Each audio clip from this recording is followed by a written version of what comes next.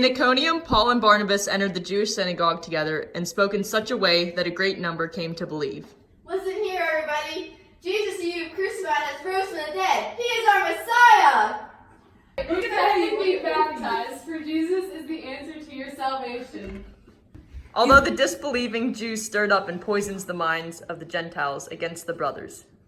These men claim that man is God. Blasphemy. So they stayed for a considerable period, speaking out boldly for the Lord, who confirmed the word about his grace by granting signs and wonders to occur through their hands.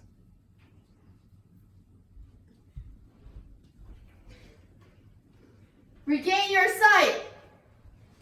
Thank you.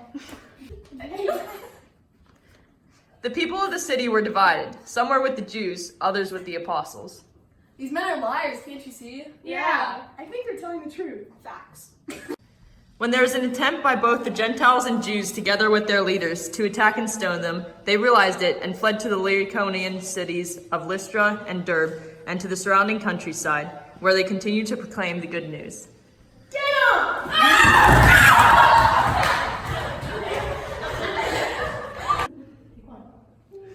At Lystra, there was a crippled man, lame from birth, who had never walked. He listened to Paul speaking, who looked intently at him, saw that he had the faith to be healed, and cried out in a loud voice, Stand up, straight and walk. He jumped up and began to walk about. When the crowd saw what Paul had done, they cried out in Iconian, The gods have come down to us in human form. They called Barnabas Zeus. and Paul, Hermes. because he was the chief speaker. And the priest of Zeus, whose temple was at the entrance to the city, brought oxen and garlands to the gates, for he, together with the people, intended to offer sacrifice. The apostles Barnabas and Paul tore their garments when they heard this, and rushed out into the crowd, shouting, Men, why are you doing this? We are of the same nature as you, human beings. We proclaim to you the good news that you should turn from the idols to the living God, who made heaven and earth and sea and all that is in them.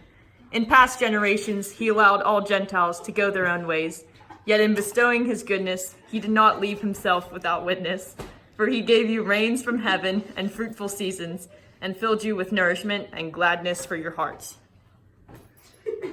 Even with these words, they scarcely restrained the crowds from offering sacrifice to them. However, some Jews from Antioch and Iconium arrived and won over the crowds. They stoned Paul and dragged him out of the city, supposing that he was dead.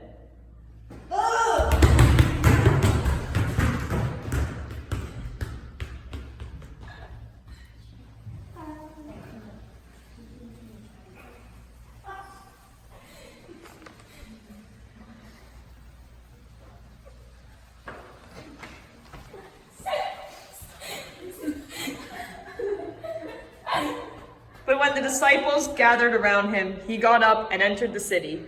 On the following day, he left with Barnabas for Derbe.